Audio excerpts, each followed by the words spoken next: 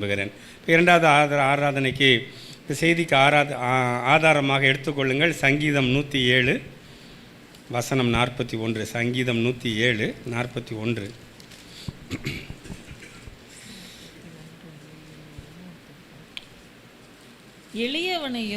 எளியவனையோ எடுத்து உயர்ந்த அடைக்கலத்திலே வைத்து அவன் வம்சங்களை மந்தையை போல ஆக்குகிறார். வம்சங்களை மந்தைகளை போல ஆக்குகிறார். ஆமென். எத்தனை பேருக்கு சந்தோஷம்? அவர் யாரை எடுத்துக்கிறாரு? எளியவனையோ சிறுமையினின்று எடுத்து உயர்ந்த அடைக்கலத்திலே வைத்து அவன் வம்சங்களை மந்தைகளை போல ஆக்குகிறார். அது அப்போ எளிமையான உங்களை என்னையும் ஆண்டவர் தூக்கி எடுத்து நம்மளை உயர்ந்த அடைக்கலத்தில் வைக்கிறது மாத்திரமல்ல, நம்மளோட வம்சங்களையும் அவர் ஆசீர்வதிக்கிற தேவனாக இருக்கிறார். ஆமென். எத்தனை பேருக்கு அப்போ இந்த காலையில் சந்தோஷமாக இருக்கீங்க? ஆண்டவர் என்னை உயர்த்த போகிறார், ஆண்டவர் என்னை எளியவனை தூக்கி எடுக்க போகிறார் அப்படின்னு சொல்லி எத்தனை பேர் ஆணித்தரமாக நம்ம சொல்ல முடியும்? அப்படின்னா எல்லாராலையும் சொல்ல முடியும். சரியா? சரி. ஆனால் செய்தியினுடைய சாராம்சம் அது இல்லை. இப்போ ஆண்டவர் என்னை உயர்த்துகிறார் அப்படின்னு சொல்லிட்டு நீங்கள் நினைக்கிறீங்களே, ஆண்டவர் என்னை உயர்த்துகிறார் அப்படின்னு நினைக்கிறீங்கள? அப்படி நினைக்கும் பொழுது என்னென்ன அடையாளங்கள் நடக்கும்? சரி, அப்படி தானே? ஆண்டவர் என்னை உயர்த்திட்டு இருக்கிறாரு அப்படின்னு நீங்கள் நினச்சிங்கன்னா இந்த அடையாளங்கள், நான் சொல்லக்கூடிய அடையாளங்கள் நடக்கும் கண்டிப்பாக வாழ்க்கையில். அப்படி நடக்கலைன்னா கேட்டு பெற்றுக்கொள்ளுங்க. அப்போ இதிலேருந்து தான் நமக்கு தெரியுது ஆண்டவர் என்னைய உயர்த்திக்கிட்டு இருக்கிறாரு, என்னைய உயர்த்திட்டு இருக்கிறாரு அப்படின்னா இந்த பாதையில் நம்ம போய் ஆகணும். அப்படி போனோம்னா கன்ஃபார்மாக நமக்கு ஆண்டவர் நம்மளை உயர்த்திக்கிட்டு இருக்காரு அப்படிங்கிறத நம்ம அறிய முடியும். சரி, அது தாவீதுனுடைய வாழ்க்கையிலேருந்தே நம்ம எல்லாருக்கும் தெரிந்த பகுதி தான். ஆனாலும் நம்ம ஒரு சில காரியங்கள் நம்ம பார்க்கலாம். 1 சாமுவேலின் புத்தகம் 16வது அதிகாரம் வசனம் 1 முதல் நம்ம பார்க்கலாம். 1 சாமுவேல் 16 வசனங்கள் 1 முதல். கர்த்தர் சாமுவேலை நோக்கி, இஸ்ரவேலின் மேல் ராஜாவாய் இராதபடிக்கு நான் புறக்கணித்து தள்ளின சவுலுக்காக நீ எந்த மட்டும் துக்கித்து கொண்டிருப்பாய்? நீ உன் கொம்பை தைலத்தால் நிரப்பிக் கொண்டு வா, பெத்லஹேமியன் ஆகிய ஈசாயினிடத்துக்கு உன்னை அனுப்புவேன். அவன் குமாரரில் ஒருவனை நான் ராஜாவாக தெரிந்து கொண்டேன் என்றார். சரி, இப்போ முதலாவது ஃபர்ஸ்ட் நீங்கள் குறிப்பு நீங்கள் எழுதி வச்சு கொள்ளுங்க. ஆண்டவர் நம்மை தெரிந்து கொள்ளுவார். ஆண்டவர் நம்மளை உயர்த்த போகிறாரு அப்படின்னு தெரிஞ்சு நீங்கள் நினச்சிங்கனாலே அவருடைய தெரிந்து கொள்ளுதல் நம்ம மேலே இருக்கிறபடினால தான் ஆண்டவர் நம்மளை உயர்த்த போகிறார். சரி, இப்போ சாமுவேல் அதாவது சவுல் ஆண்டவருடைய சொல்லுக்கு கீழ்ப்படியலை. இப்போ சவுலை ஆண்டவர் புறக்கணிச்சிட்டார். உடனே சாமுவேல் தீர்க்கதரிசியை கூப்பிட்டு, நீ பெத்லகேமுக்கு போ, அங்கே ஈசானுடைய குமாரரை ஒருத்தனை நீ அபிஷேகம் பண்ணு அப்படின்னு சொல்லி அவனை அனுப்புவார். அப்போ சாமுவேல் தீர்க்கதரிசி தைல கொம்பை எடுத்துக்கொண்டு அந்த வீட்டுக்கு போவார். அப்படி போகும் பொழுது அங்கே நடக்கிற காரியங்கள் என்ன அப்படின்னு பார்த்தீங்கன்னா 7வது வசனம் பாருங்களேன். அவர்கள் அதாவது எல்லாரையும் கூப்பிட்றாரு.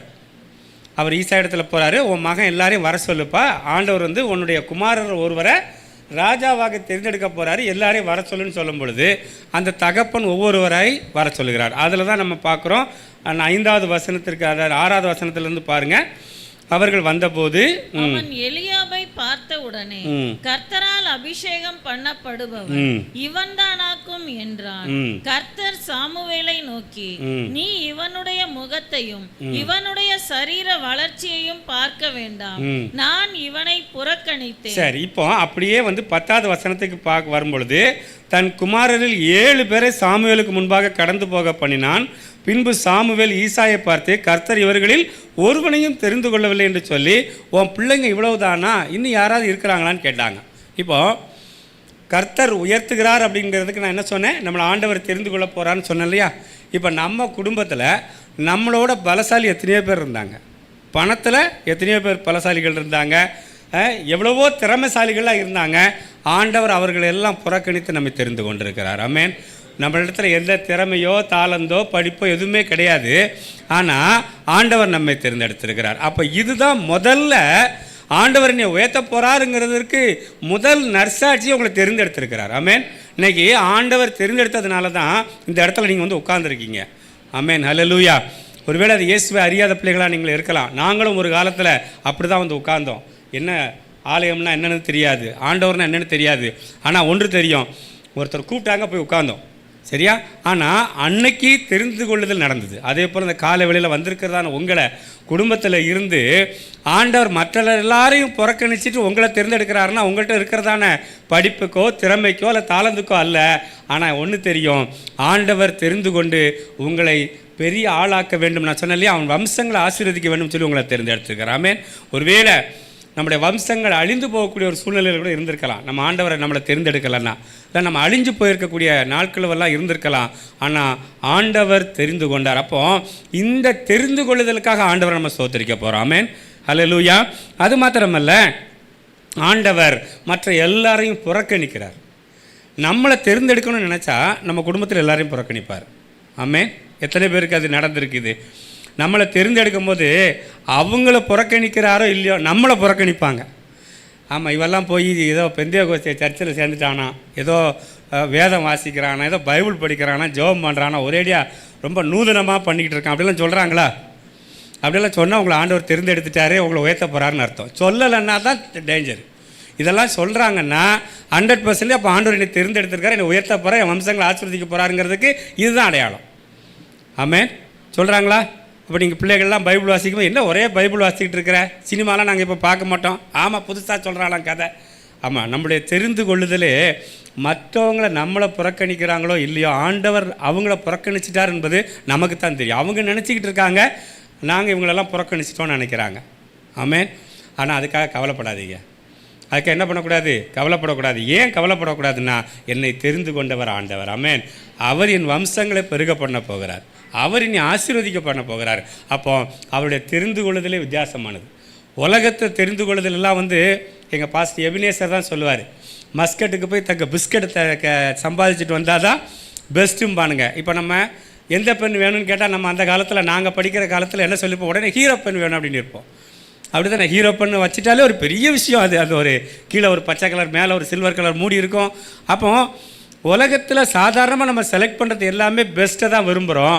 ஆனால் ஆண்டவர் ஒஸ்ட்டாக இருந்தால் உங்களே என்னையும் தான் ஆண்டவர் தெரிந்தெடுத்துக்கூடாது. ஒஸ்ட்டுன்னா நம்ம எதற்கும் பெரிய இதெல்லாம் கிடையாது. நமக்கு இருந்த ஒரு காலகட்டத்தில் ஆண்டவர் தெரிந்தெடுக்கக்கூடிய ஒரு சூழ்நிலைகளில் பார்த்திங்கன்னா பெரிய ஞானவான் கிடையாது, பெரிய வேலையில் இல்லை, ஆனால் பெரிய பெரிய சூழ்நிலையில் இல்லை, ஆனால் நம்மை தேர்ந்தெடுத்துக்கொள்ள தேவனாக இருக்கிறார். ஆமென். அப்போ நீங்கள் நினைக்கணும், அவங்க நம்மளை புறக்கணிக்கலை, அவங்கள புறக்கணித்து ஆண்டவர் என்னை தெரிந்து கொண்டாருன்னு சந்தோஷப்படணும். ஆமென். எத்தனை பேர் சந்தோஷப்படுறீங்க? ஆண்டவருடைய தெரிந்து கொள்ளுதலுக்காக நீங்கள் சந்தோஷப்படுங்க, ஆண்டவர் கிருபை செய்வாராக. அது மாத்திரமல்ல, அங்கே என்ன நடக்குது பாருங்கள். உடனே ஆண்டவர் தாவீதை கூட்டிகிட்டு வர சொல்ல, இவன் தானான்னு கேட்கும்போது இல்லை, ஒருத்தன் இருக்கிறான். யார்? ஆடு மேய்ச்சிக்கிட்டு இருக்கான்னு சொன்ன, கூட்டு வாயா ஃபஸ்ட்டு அப்படின்னு சொல்லும்போது கூட்டிகிட்டு வராங்க. கூட்டிகிட்டு வந்தோடனே ஆண்டவர் சொல்கிறாரு, இவன் என்ன அபிஷேகம் பண்ணு என்று சொல்லுகிறார். இரண்டாவது, நம்முடைய வாழ்க்கையில் ஆண்டவர் என்னை உயர்த்த போகிறார் அல்ல ஆண்டவர் என்னை உயர்த்தி கொண்டிருக்கிறார் என்பதற்கு இரண்டாவது உங்களுக்கு கிடைக்கக்கூடிய வழி என்ன அப்படின்னா, உங்களை அபிஷேகிக்கிற தேவனாக இருக்கிறார். ஆமென். அபிஷேக கூட்டம் கடந்த வருடங்கள்லாம் நாங்கள் வைத்தது உண்டு. வாய்ப்பு கிடைக்குமானால் கர்த்தருக்குள்ளே நடத்தி உங்களை அபிஷேகத்துக்குள்ளே நடத்துவதற்கு அண்ணனிடத்தில் ஆலோசனை கேட்டு நீங்கள் அபிஷேகம் பெற்றுக்கொள்ளுங்கள். அதாவது ஒரு விசேஷித்த ஒரு அபிஷேகத்தை தருவார் ஆண்டவர். ஹல்லேலூயா. நம்ம ஆண்டவரை ஏற்றுக்கொண்டோம், இயேசுதான் மெய்யானது என்பதை அறிந்து கொண்டோம், அவருடைய இரத்தத்தினால் கழுவப்பட்டோம், ஞான ஸ்நானம் பெற்றுக்கொண்டோம். அடுத்த நிலைமை என்னென்னா, ஒரு விசேஷித்த அபிஷேகத்தை தருவார். ஹல்லேலூயா. அந்த அபிஷேகம் நம்மளை எப்படின்னா உயர்த்தி காமிக்கும். அந்த அபிஷேகம் நம்ம மேலே இருக்கிறதான அபிஷேகம் எப்படி காமிக்கும் அப்படின்னா உயர்த்தி காமிக்கும். அது மாத்திரமல்ல, அங்கே 16:13 வாசிங்க. 16:13 அப்பொழுது சாமுவேல் தைல கொம்பை எடுத்து அவனை அவன் சகோதரர் நடுவிலே அபிஷேகம் பண்ணினான். அந்நாள் முதற்கொண்டு கர்த்தருடைய ஆவியானவர் தாவீதின் மேல் வந்து இறங்கி இருந்தார். சரி, அந்த வசனத்தை நீங்க நோட் பண்ணிக்கோங்க. தாவீதின் மேல் வந்து இறங்கி இருந்தார். இப்ப நம்ம மேல யார் இறங்கி இருக்கா? சரி, உலக பிரகாரமா கோயிலில் ஏதாவது ஒன்று இறங்கிச்சு என்ன பண்ணுவாங்க? பயங்கரமான டான்ஸ் எல்லாம் ஆடுவாங்களா இல்லையா? கூழ் ஊற்றும் போதெல்லாம் ஏதாவது இறங்கிருச்சுன்னா என்ன எப்படி நடக்கும்?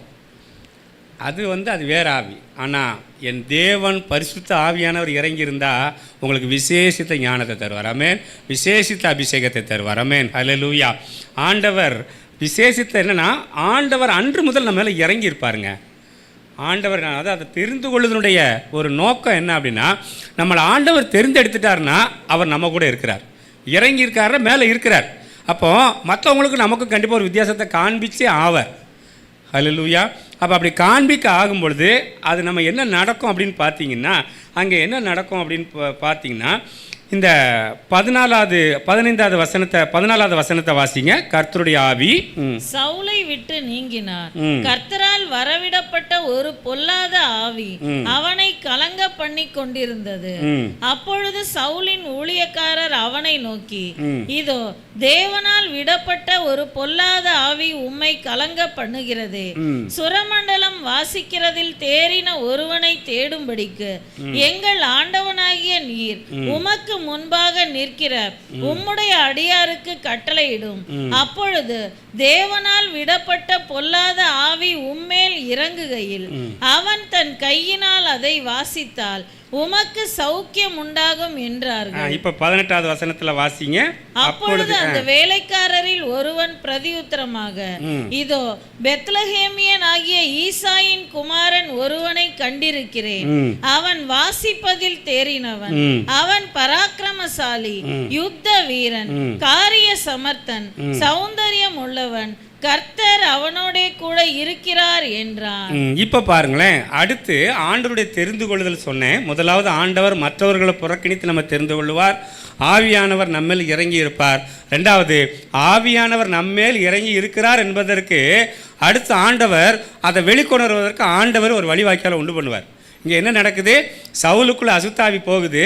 அப்போ என்ன சொல்கிறாங்க, ஒரு சுரமண்டலத்தில் வாசிக்கிறதுல ஒரு தேறின ஒருத்தர் இருந்தான்னா கூட்டிட்டு வாங்க. அவன் வாசிக்கும் பொழுது அவனை விட்டு அசுத்தாவி போகும்னு சொல்லும் பொழுது அங்கே வேலைக்காரர்கள் ஒருத்தர் என்ன சொல்கிறான், அங்கே தாவீதுங்கிற ஒரு மனுஷன், ஒரு ஈசாயின் குமாரன், அது கூட பேர் கூட சொல்ல, ஈசாயின் குமாரன் ஒருவர் இருக்கிறான். அவன் வாசிப்பதில் தேறினவன். அவன் என்ன சொல்கிறாரு, கர்த்தர் அவனோடு கூட இருக்கிறார் அப்படின்னு சொல்கிறாங்க. மூன்றாவது, நம்முடைய வாழ்க்கையில் ஆண்டவர் ஒரு விசேஷித்த அபிஷேகத்தினால் நமக்குள்ளே இறங்கி இருக்கும் பொழுது அந்த விசேஷித்த அபிஷேகம் அல்லது அந்த விசேஷித்த ஆவியானவர் நம்மை கொண்டு மற்றவர்களை விடுதலை ஆக்குகிறதற்கு அவர் போதுமானவராக இருக்கிறார். ஆமென். நம்ம கொண்டு விடுதலை ஆக்குவார்னு என்ன அப்படின்னா, ஆண்டவர் நமக்குள்ளே இருக்கிறாரு, என்னை உயர்த்திக்கிட்டு இருக்கிறாரு அப்படின்னா என்னன்னா, நீங்கள் போகிற வருகிற இடத்துல உங்களுடைய சாட்சி இருக்குது பாருங்கள். நீங்கள் சொல்ல வேண்டாம், மற்றவங்க சொல்லுவாங்க. நீங்கள் சொல்ல வேண்டாம், மற்றவங்க என்ன சொல்லுவாங்க, ஆமாம் இப்போ அவங்களாம் கிறிஸ்டினாக மாறிட்டாங்கம்பாங்க. சொல்கிறாங்களா? அப்போ ஆண்டவர் உங்களை உயர்த்துறாருன்னு அர்த்தம். ஏன்னா அவங்க நம்மளை குறித்து அவங்களுக்கு தெரிஞ்சது அதான், நம்ம மேலே அபிஷேகம் இருக்குது அப்படிலாம் நமக்கு அவங்களுக்கு தெரியாது. ஆனால் அவங்க சொல்கிறது என்னென்னா, இப்போ அவங்க கிறிஸ்டினாக மாறிட்டாங்க, அதெல்லாம் செய்ய மாட்டாங்க. அப்போ அங்கே நம்மளுடைய ஆண்டவரை வெளிக்கொணர்வதற்கு ஆண்டவர் ஒரு சூழ்நிலை உருவாக்குவார். அது மாத்திரமல்ல, நீங்கள் ஜெபிக்கும் பொழுது அற்புதங்கள் நடக்கும். உங்களுக்குள்ளே இருக்கிறதான விசேஷித்த அந்த அபிஷேகம் ஆண்டவர் இறங்கி இருக்கிறாருன்னா, நீங்கள் உங்களை உயர்த்துவதற்கு ஆண்டவர் என்ன பண்ணுவாங்கன்னா, இன்னொருத்தனுக்கு என்ன பண்ணுவார், அங்கே பிசாசு பிடிக்க வச்சு உங்களுக்குள்ளே ஆண்டவர் இருக்கிறார் என்பதை உங்கள் குடும்பத்திலையும் உங்கள் மூலமாகவும் ஆண்டவர் வெளிப்படுத்துவார்.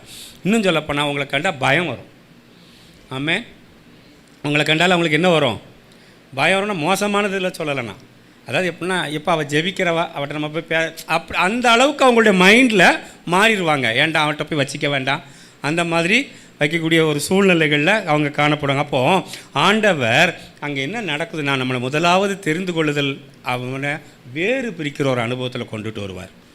நம்ம வேறு பிரித்த பிறகு நம்ம எல்லாரோடையும் கலந்து இருக்க முடியாது. அது மாத்திரமல்ல, ஆவியானவர் நம்ம மேலே இறங்கின பிறகு எல்லாரோடைய இப்போ நம்ம உறவாட முடியாது. ஆவியானவர் இறங்கின பிறகு அவர் எந்த இடத்துக்கு சொல்கிறாரோ அந்த இடத்துக்கு தான் போக முடியும். அவர் சவுல் இடத்துல போய் வாசிக்க சொன்னால் சவுல் இடத்துல தான் போய் வாசிக்கணுமே தவிர, இல்லை நான் போய் சவுல்கிட்ட வாசிக்க மாட்டேன், வேறு யார்ட்டையும் போய் வாசிக்க மாட்டேன் அவன் சொல்லலை. தாவீதுக்கு இன்னும் சொல்லப்போனால் அவர் தெரியவே தெரியாது, அவர் கூப்பிட போகிறாங்கன்னே தெரியாது. அப்போது எந்த இடத்துல உங்களை ஆண்டவர் உபயோகப்படுத்துகிறாரோ அந்த இடத்துல ஆண்டவர் உங்களை மகிமையின் பிள்ளைகளாக உபயோகப்படுத்துவதற்கு உங்களை வேறு பிரிக்கிறார். ஹல்லேலூயா. அப்போது நம்ம இருக்கிற இடத்துல, நம்ம படிக்கிற இடத்துல, நம்ம வேலை செய்கிற இடத்துல நமக்குள்ளே ஒரு விசேஷித்த ஆவி இருக்கும் பொழுது நீங்கள் ஜெபம் பண்ணி பாருங்கள், அங்கே அற்புதங்கள் நடக்கும். ஆமாம், அதை விசுவாசிச்சுட்டு போங்க. அப்போ அந்த அற்புதங்கள் நடக்குது பாருங்கள். அப்போ மற்றவங்க சாட்சி சொல்லுவாங்க, கர்த்தர் அவனோடு கூட இருக்கிறார். நாங்கள் என்ன சொல்கிறாங்க பாருங்கள், கர்த்தர் அவனோடு கூட இருக்கிறான்னு சொன்னாங்களே, உங்களை குறித்த ஒரு சாட்சி சொல்லுவாங்க, கர்த்தர் அவளுக்குள்ளே இருக்கிறார். அவங்களுக்குள்ள விசேஷித்த ஒரு அபிஷேகம் இருக்குதுன்னு சொல்லுவாங்க. அப்போ இதுதான் நம்முடைய உயர்வுக்கு காரணம். ஆமென். இந்த உயர்வுக்கு வரும் பொழுது நமக்கு நல்லா தெரியும், என்னை ஆண்டவர் உயர்த்தி வைத்திருக்கிறார்னு சொல்லி தெரியும். அண்ணன் போன மெசேஜில் சொன்னது போல எவ்வளவு உயர்வு வந்தாலும் நம்ம தாழ்மையின் அனுபவத்தில் நமக்கு இருக்க கற்றுக்கொள்ளணும். அப்போ முதலாவது நம்மளை ஆண்டவர் உயர்த்துகிறார் அப்படின்னா வேறு பிரிப்பார், குடும்பத்திலேருந்து வேறு பிரிப்பார், அல்லது நம்ம சொந்த பந்தங்கள்லேருந்து நம்மளை வேறு பிரிப்பார், அபிஷேகத்தினால் நிரப்புவார். ரெண்டாவது நமக்குள்ள ஒரு விசேஷித்த ஆவியை கொடுப்பார். அந்த விசேஷித்த ஆவினால் அது ஜெப ஆவியாக இருக்கலாம், எப்படிப்பட்ட ஆவியாக இருக்கலாம், அது மற்றவர்களை குணமாக்குகிற ஒரு ஆவியை நம்ம கொடுப்பாரு. ஒருவேளை அதெல்லாம் இல்லைன்னா கேட்டு பெற்றுக்கொள்ளுங்க.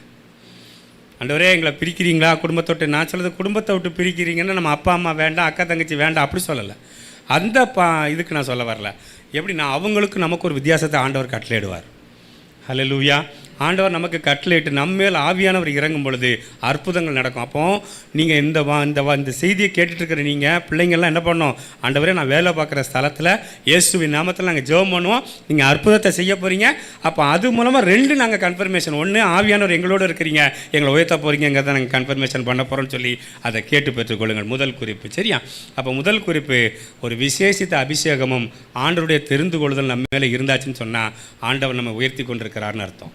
யாருக்கெல்லாம் இருக்கு அப்படி? இல்லைம்மா டவுட்டில் இருக்கா? எல்லாருக்குள்ளே விசேஷித்த அபிஷேகத்தை கேட்டு பெற்றுக்கொள்வோம். ஆமென். சரி, இரண்டாவது 1 சாமுவேலின் புத்தகம் 17வது அதிகாரத்துக்கு எடுத்துக்கொள்ளும்போது 17வது வசனத்தை வாசிங்க. 1 சாமுவேல் 17:17. ஈசாய் தன் குமாரனாகிய தாவீதை நோக்கி, உன் சகோதரருக்கு இந்த ஒரு மரக்கால் வறுத்த பயிற்றையும் இந்த 10 அப்பங்களையும் எடுத்துக்கொண்டு பாளையத்தில் இருக்கிற உன் சகோதரரிடத்தில் ஓட்டமாய் போய். இப்போ ஒரு நிமிஷம் இதில் என்ன நான் பின்னணியை சொல்கிறேன். இப்போ ஒரு பெலிஸ்தியன், ஒரு எதிரி வந்து நிற்கிறான். அங்கே அந்த எதிரிக்கு விரோதமாய் இந்த மூத்த சகோதரர்கள்லாம் படையெடுக்க போயிருக்காங்க. சரியா? இப்போ ஈசாய் தகப்பன் கூப்பிட்டு தாவீதை சொல்கிறாரு, உன் அண்ணன்மாரெல்லாம் போய் பார்த்துட்டு அவனுக்கு என்ன பண்ணு, ஒரு மரக்கால் வறுத்த பயிரையும் 10 அப்பங்களை எடுத்துகிட்டு போய் பாரு, 10 பால் கட்டிகளை இந்த 1000 பேருக்கு அதிபதி இருக்காங்களே அதை இவங்களுக்கெல்லாம் லீடர் அவனுக்கு கொடுத்துட்டு உங்கள் அண்ணன்லாம் நல்லா இருக்கானான்னு விசாரிச்சுட்டு வான்னு சொல்கிறார். இப்போ இதுக்கு உடனே கீழ்ப்படிஞ்சு 20வது வசனம், தாவீது அதிகாலையில் எழுந்து ஆடுகளை காவலாளி வசமாய் விட்டு ஈசாய் தனக்கு கற்பித்தபடியே எடுத்துக்கொண்டு போய் ரதங்கள் இருக்கிற இடத்திலே வந்தான். சேனைகள் அணிவகுத்து நின்று யுத்தத்திற்கென்று ஆர்ப்பரித்தார்கள். சரி, இரண்டாவது நம்ம அப்பா சொன்னதானே கீழ்ப்படுகிறாரு தாவீது, அப்படிதானே? பரம தகப்பனாகிய அந்த இயேசு சொன்னதை, பிதாவாகிய தேவன் சொன்னதை தான் நம்ம கீழ்ப்படிஞ்சு நடந்துக்கிட்டு இருக்கோம். ஆனால் நடந்துக்கிட்டு இருக்கிற நமக்கு நடக்கிறது என்ன அப்படின்னு பார்த்தீங்கன்னா, அங்கே அண்ணன் சொல்கிறாங்க, கேளுங்க, வாசிங்க அந்த வசனத்தை. அதாவது யாருக்கு? 17:28 வாசிக்கலாங்க்கா. 17:28. அந்த மனுஷரோட அவன் பேசிக் கொண்டிருக்கிறதை அவன் மூத்த சகோதரனாகிய எலியாப் கேட்டபோது அவன் தாவீதின் மேல் கோபம் கொண்டு, நீ இங்கே வந்தது என்ன? வனாந்திரத்தில் உள்ள அந்த கொஞ்ச ஆடுகளை நீ யார் வசத்தில் விட்டாய்? யுத்தத்தை பார்க்க அல்லவா வந்தாய்? உன் துணிகரத்தையும் உன் இருதயத்தின் அகங்காரத்தையும் நான் அறிவேன் என்றார். நோட் பண்ணுங்க எல்லாரையும். உன் துணிகரத்தையும் உன் இருதயத்தின் அகங்காரத்தையும் நான் அறிவேன். யார் அறிஞ்சிட்டாரு? அண்ணன். சரி, இரண்டாவது உங்கள் வாழ்க்கையில் நம்ம நன்மை செய்கிறோம் பாருங்க, அவங்க எல்லாம் நமக்கு கொடுக்குற பாராட்டு இதுதான். என்ன செய்வாங்க தெரியுமா? நம்மளை புரிஞ்சு கொள்ளாமல் நம்மளை பகைப்பாங்க. இப்போ அப்பா சொன்னதுக்கு கீழ்ப்படிஞ்சு நான் வந்திருக்கேன். யாருக்கு? உனக்கு பயிர் கொடுக்கறதுக்கு, உனக்கு நன்மை செய்கிறதுக்கு தான் வந்திருக்கேன். ஆனால் நீ என்ன பண்ணுற? நீ என்னைய புரிஞ்சிக்காம என்ன பண்ணுற? நீ உன் துணிகரத்தை பாரு, நீ அந்த கொஞ்சம் ஆடுகளை நீ யார் வசத்தில் விட்டுட்டு வந்த, உன் இருதயத்தின் அகங்காரத்தை பாருன்னு வாய்க்கு வந்தபடியெல்லாம் பேசிட்டார். அவர் முறைப்படி என்ன பண்ணியிருக்கணும்? தாவீது, சின்னப்படா, நீ என்ன ஏமா வந்த நீ அப்படின்னு அவன் கேட்டிருந்தா அவர் சொல்லியிருப்பார். அவருக்கு ஒரு வாய்ப்பை கொடுத்துருக்கலாம். அப்படி தானே? அப்பா சொல்லிதாம்மா அண்ணன் வந்தேன், உங்களுக்கெல்லாம் நான் பயிர் எடுத்துகிட்டு வந்திருக்கேன், அல்ல பூஸ்ட்டு கொண்டு வந்திருக்கேன், ஹார்லிக்ஸ் கொண்டு வந்திருக்கேன் ஏதாவது சொல்லுவார். ஆனால் இங்கே என்ன பண்ணேன்? கேட்காமலே என்ன பண்ணிட்டாரு சொல்கிறாங்க. இதே போல் நம்முடைய வாழ்க்கையில் நம்ம நிறைய பேருக்கு நம்ம உதவணும், அல்லது நிறைய பேருக்கு நம்ம சப்போர்ட்டாக இருக்கணும், அல்லது நம்ம பரம தகப்பன இந்த வேதத்தின்படி நம்ம நடந்து மற்றவங்களுக்கு உதவி செய்ய நினைக்கும் போது அவன் வைப்பான் பாருங்க, நம்மளை புரிஞ்சு கொள்ளாமல். அப்போ தான் தெரியும் நம்மளை ஆண்டவர் உயர்த்திட்டு இருக்காரு தெரியும். ஆமேன். இப்படி உங்களை பகைக்கிறாங்களா? உங்கள் துணிகரத்தை பாரு நீ ரொம்ப அப்படிலாம் சொல்கிறாங்களா, அப்போ ஆண்டவர் உங்களோடு கூட இருக்கிறாருன்னு அர்த்தம். ஆமென். அதாவது நம்ம போய் அவங்க குடும்ப நலனுக்காக அவங்க நலனுக்காகவே ஜெபிச்சிருப்போம், அவங்களுக்கு உதவி செஞ்சுருப்போம். ஆனால் அவங்க என்ன சொல்கிறாங்க, உன் துணிகரத்தை அகங்காரத்தை நான் அறிவேன் புட் 52ன்னு சொல்லிட்டு நம்மளை புரியாமல் பேசக்கூடிய ஆட்களை ஆண்டவர் எழுப்புறாரா இல்லையா? நம்ம அந்த மாதிரி ஆளாக இருந்துடக்கூடாது. நம்ம மற்றவனே சொல்லிவிட்டு நம்ம அந்த மாதிரி இருந்துடக்கூடாது. ஏன்னா நம்ம இருபுறம் கருக்குள்ளப்பட்ட வேதம் அப்படி தானே, நம்ம அந்த மாதிரி இருக்கக்கூடாது. ஆனால் இப்படி நடந்துச்சு அப்படின்னு சொல்லியாச்சுன்னு சொன்னால் கண்டிப்பாக ஆண்டவர் நம்மளை உயர்த்திக்கிட்டு இருக்காருன்னு அர்த்தம். அப்படி தானே? உங்கள் வாழ்க்கையில் நீங்கள் யாருக்காவது உதவி செஞ்சுட்டு அவங்க இப்படியெல்லாம் சொன்னால் நமக்கு எப்படி இருக்கும்? ஆமாம், இவன் ஒரு பெரிய ஆள், இவன் என்ன செஞ்சிட்டான் நமக்கு. அதாவது அந்த நேரத்தில் நம்ம செஞ்ச உதவி அது ஒரு சிறு உதவியாக இருக்கலாம், நம்மளால் அதுதான் முடியும். ஆனால் அவங்க எதிர்பார்க்குற பெரிய பெரிய உதவி நம்மளால் செய்ய முடியாது. ஆனால் அந்த உதவி நிமித்தம் அவங்க உயர்ந்திருப்பாங்க. ஆனால் உயர்ந்தப்புறம் நம்மளை ரொம்ப அற்பமாக பேசுவாங்க பாருங்கள், அப்போ ரொம்ப கஷ்டமாக இருக்கும். அப்போ நம்ம என்ன நினைக்கிறோம் தெரியுமா, சரி ஆண்டவர் இப்போ நீங்கள் ஒரு பாட்டு பாடிங்க, உள்ளான மனிதன் நாளுக்கு நாள் புதிதாக்கப்படுகின்ற வேலை. இது எப்போ பல பேர் நிந்திக்கும் பொழுது நம்ம புதிதாக்கப்படுகிறோம் அப்படின்னா என்ன அர்த்தம் அப்படின்னா நம்ம உயர்த்தப்பட்டுக்கிட்டு இருக்கிறோன்னு அர்த்தம். ஹல்லேலூயா. அப்போ நிறைய பேர் நம்மளை புரிஞ்சிக்கலாமல் பேசிட்டாங்கன்னா அதுக்கு அடையாளம் என்ன, நம்ம உயர்ந்துக்கிட்டு இருக்கிறோன்னு அர்த்தம். ஹல்லேலூயா. உங்கள் வம்சங்களை ஆண்டவர் ஆசீர்வதிக்க போகிறாருன்னு அர்த்தம். நான் முதல்ல சொன்னேன், நம்முடைய தெரிந்து கொள்ளுதல், நம்மளை அபிஷேகத்தினால் நிரப்ப போகிறார். இந்த வருகிற காலங்களில் அவருடைய தெரிந்து கொள்ளுதல் வித்தியாசமானது. நமக்குள்ளே இருக்கிறதான அந்த ஆவியில் ஆண்டவர் பெரிய காரியங்களை செய்ய போகிறாரு. ரெண்டாவது, நம்ம உதவி செய்யும்படி தான் நமக்கு அவங்க போவோம். ஆனால் அவங்க போய் புரிந்து கொள்ளாமல் நம்ம என்ன பண்ணுறாங்க, நம்மளை பேசுனாங்க அல்ல நம்ம மேலே கோபம் கொள்கிறாங்க அப்படின்னா நமக்கு ஆண்டவர் நம்மோடு கூட இருக்கிறாருங்கிறத நம்ம தெரிஞ்சுக்கொள்ள போகிறோம். இது நடக்குதா? எல்லாருக்கும் நன்மை செஞ்சு தீமை அனுபவிக்கிறோமா? அப்போ நமக்குள்ளே ஆண்டவர் இருக்கிறார் அல்லது நம்ம உயர போகிறோனுங்கிறத அர்த்தம். சரியா?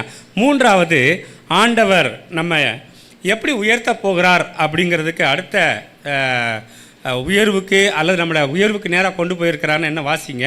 1 சாமுவேல் 18வது அதிகாரம். இது தாவீதினுடைய வாழ்க்கையிலேருந்து தான் நான் உங்களுக்கு ரொம்ப பெரிய செய்தியெல்லாம் இன்றைக்கி எடுக்கலை, ஆனால் ஒரு புரிந்து கொள்ளக்கூடிய ஒரு செய்தி தான். 18வது அதிகாரம் 1வது வசனம் முதல். அவன் சவுலோடே பேசி முடிந்த பின்பு யோனத்தானுடைய ஆத்துமா தாவீதின் ஆத்துமாவோடே ஒன்றாய் இசைந்திருந்தது. யோனத்தான் அவனை தன் உயிரை போல சிநேகித்தான்.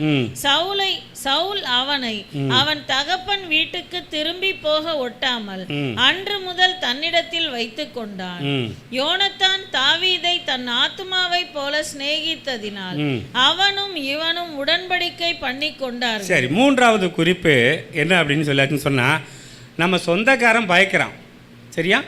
சொந்தக்காரங்க எல்லாம் பயக்கிறாங்க, நம்ம இடத்துல நன்மை பெற்றவங்கெல்லாம் பயக்கிறாங்க. ஆனால் ஆண்டவர் நம்மளை எங்கே தெரியுமா உட்கார வைக்கிறாரு? பிரபுக்களோட உட்கார வைக்க போகிறார். ஆமென். பிரபுக்களோட உட்கார வைக்க போகிறாருன்னு யார்? இங்கே ஆடு மேய்ச்ச தாவீதுக்கு ஃப்ரெண்டு யார்? இப்போ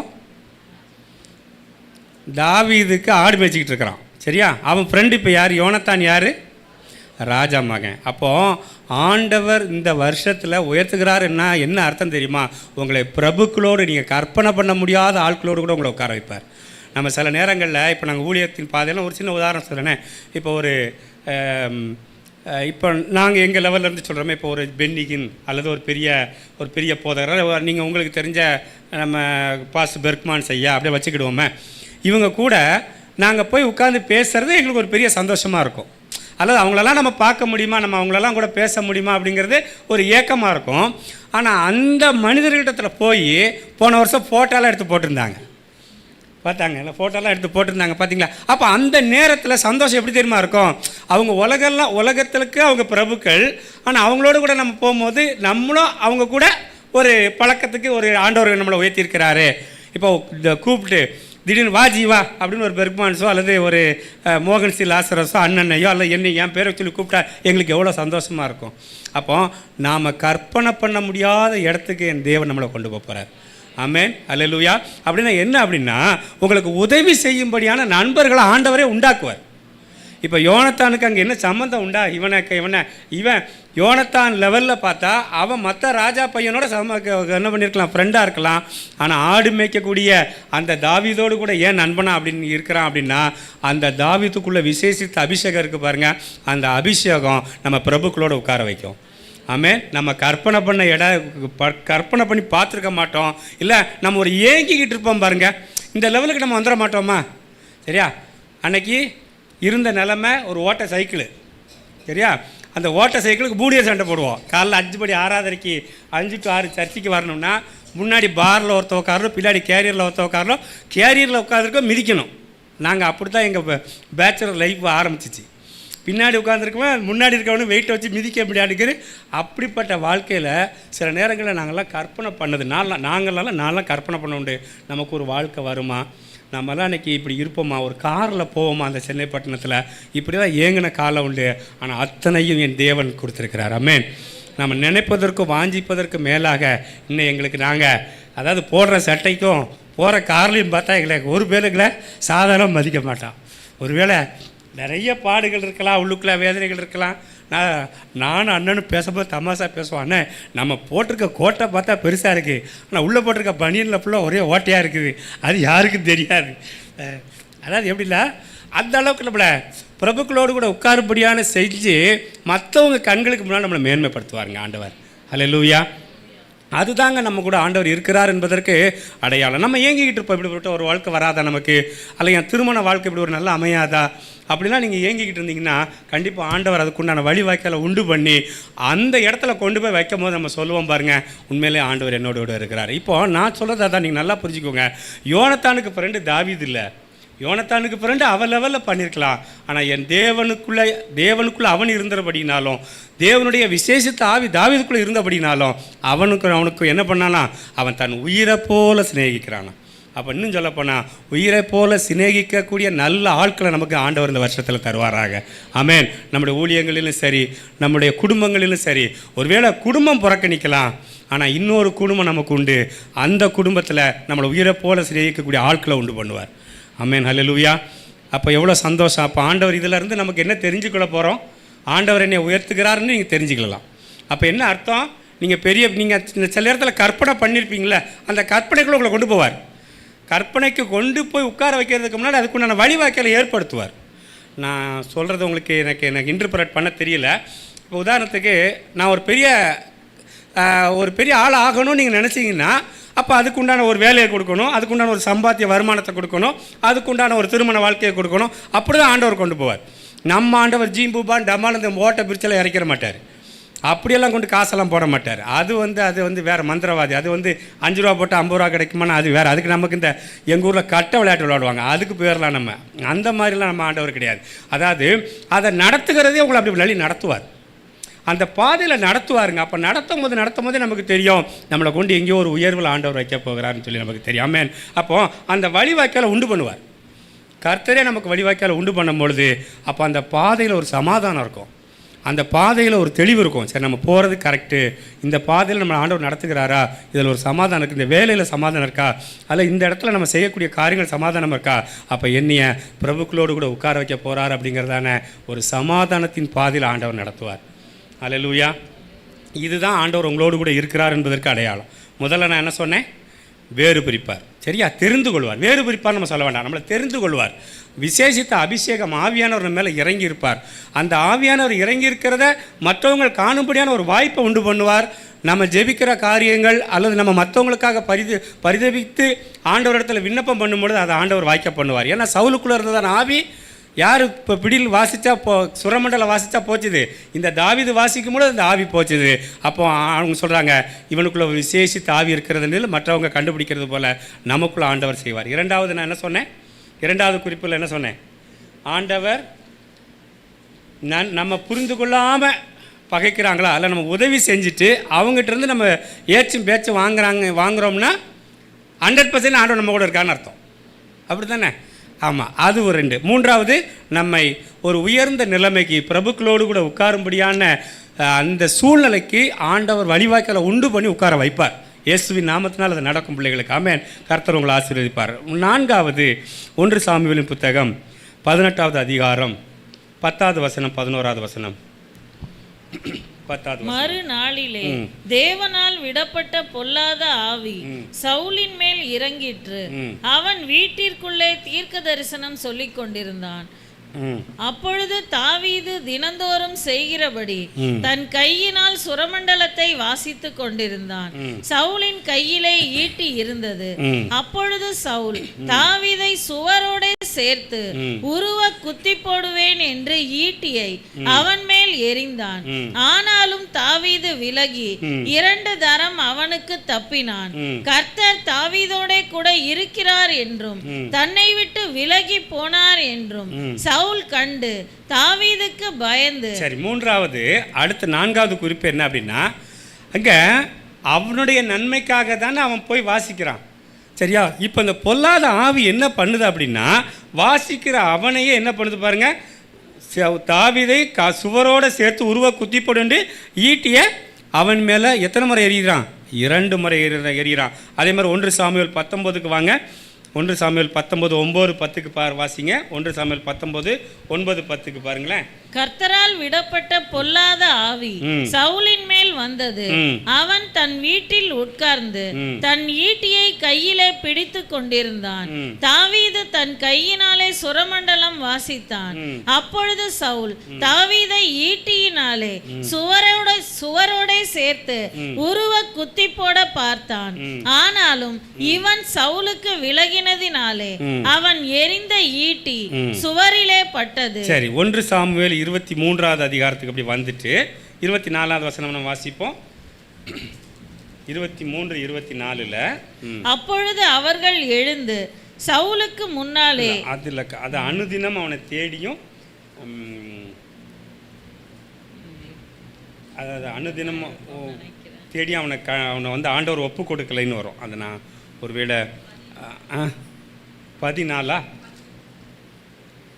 ஆமாம் 14 24ல 14 23-14 தாவீது வனாந்திரத்தில் உள்ள அரணான ஸ்தலங்களிலே தங்கி சீப் என்னும் வனாந்திரத்தில் இருக்கிற ஒரு மலையிலே தரித்திருந்தான். சவுல் அனுதினமும் அவனை தேடியும் தேவன் அவனை அவன் கையில் ஒப்பு கொடுக்கவில்லை. சரி, இப்போ இந்த 3 பகுதி வாசிச்சோம் இல்லையா? ஈட்டி எறிகிறாரு, தப்பிக்க வைக்கிறாரு. அதாவது 2 முறை ஈட்டி எறிஞ்சும் ஆண்டவர் வந்து அங்கே யாரை தப்பு வைக்கிறாரு? அங்கே தாவீதை தப்பு வைக்கிறார். அது மாத்திரமல்ல, ரொம்ப அருமையான வசனம் கேட்குறது, அனுதினமும் அவனை தேடியும் தேவன் அவனை அவன் கையில் ஒப்பு கொடுக்கவில்லை. 4வது குறிப்பு, நம்முடைய வாழ்க்கையில் பிசாசு எவ்வளவு தந்திரம் போட்டு நம்மளை அழிக்கணும்னு நினச்சாலும் கூட என் தேவனுடைய பாதுகாப்பு நமக்கு உண்டு. ஆமென். ஒருவேளை நம்ம வாகனத்தில் போகலாம், வீட்டுக்கு வரலாம், போகலாம். நான் ஒரு கடந்த 6 மாதத்துக்கு முன்னாடிலாம் நம்ம அந்த கடந்து போன அந்த ஊரில் அந்த பாப்பத்தில் கீழே விழுந்துட்டேன். கீழே விழுந்தால் நெஞ்சில் அந்த போஸ்ட் வந்து பார்த்திங்கன்னா நெஞ்சில் அடிச்சிச்சு. அது எப்படி தான் என்னை ஆண்டவர் காப்பாற்றினார் என்னன்னு தெரியல. அந்த கை விரல் வந்து கீழே ஊனதுனால அந்த விரல் தனியாக அப்படி வெளியே வந்துருச்சுது.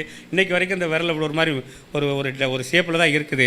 அப்போது பிசாசு நம்முடைய உயிருக்கு கண்ணி வச்சாலும் என் தேவன் நமக்கு பாதுகாப்பை தருகிறார். ஆமென். அல்லேலூயா. நம்ம நினைக்காத நாளிகையில் சத்ரு நமக்கு ஏதாவது ஒரு வழியை உண்டு பண்ணி நம்மளை உயிருக்கு சேதம் விளைவிக்கணும்னு சொல்லும் பொழுது நம்ம ஒவ்வொரு நேரம் தப்பிட்டு வந்து வீட்டில் உட்காருவோம் பாருங்கள். இந்த நேரத்தில் நம்ம எப்படி தப்பணும்? சில நேரங்களில் நம்ம ஒழுங்காக பைக்கில் போயிட்டுருப்போம். அவன் ஒருத்தன் வந்து அந்த வீலிங் பண்ணுற டர்ரு புருன்னு போவான் பாருங்கள். நமக்கு கையில் காலெல்லாம் நடுங்கி நம்ம வேறு யார் மேலே கொண்டு விட்டுருவோம் நினைக்கிறேன். நம்ம வண்டி 30 கிலோமீட்டருக்கு மேலே ஸ்பீடில் போகாது. ஒருவேளை நான் வந்து லாக் பண்ணி வச்சுருக்க மாதிரி தான் ஓட்டுவேன். 30 எல்லோரும் சில என்னுடைய நண்பர்கள் பிள்ளைகள்லாம் சொல்லுவாங்க, அங்கிள் உங்கள் வண்டியில் வரதுக்கு நாங்கள் நடந்தே வந்துடலாம் அப்படிப்பாங்க. ஆமாம், நீங்கள் கார் ஓட்டுற ஸ்டைலுக்கு நாங்கள் நடந்து வந்திருந்தா கூட நாங்கள் அப்போதே போய் சேர்ந்துருப்பாங்க. நான் சொல்லுவேன், அப்போ நடந்து போயிருக்க வேண்டியது தானே அப்படின்னு சொல்ல. எதுக்கு சொல்ல வரேன்னு சொன்னால், நமக்கு அவ்வளோதான். நம்ம இப்படி ஓட்டியுமே நமக்கு வந்து மேலே மோதுற மாதிரி வரான்னா அப்போ நமக்கு அனுதினம் பாதுகாப்பு தருகிறது ஆண்டவர் தான்.